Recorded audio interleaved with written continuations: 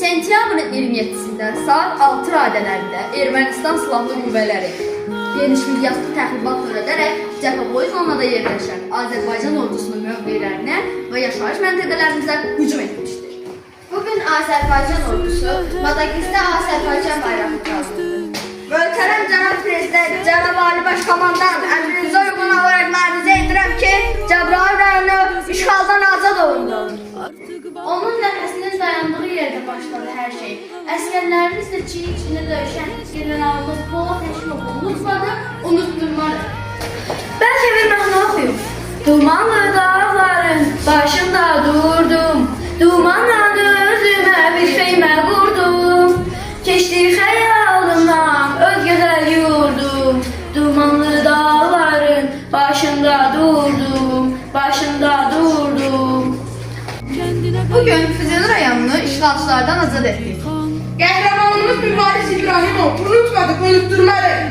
Və Zəngilan bizimdir, Qarabağ bizimdir. Ol Paşinyan, yol çəkildi Cəbrayıla, rəqs edildi.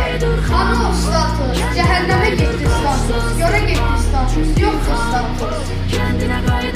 Səni dünya tanıdı, birbaşa Azərbaycan, yaşa Azərbaycan. İtirənən Azərbaycan uçançılar illərini düşmənlər zənni elədi. Və həmin briefingdə açıqlanıb ki, bəzi torpaqlarımız işğaldan azad olundu. Gözünüz aydın olsun.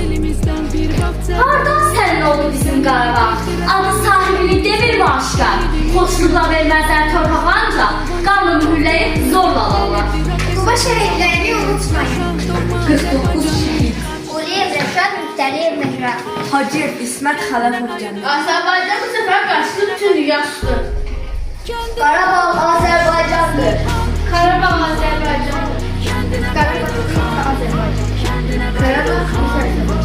Elə Qarabağ Abaqiyam Azərbaycan. Qarabağ bir Azərbaycan. Kapitulyasiya aktı imzalandı.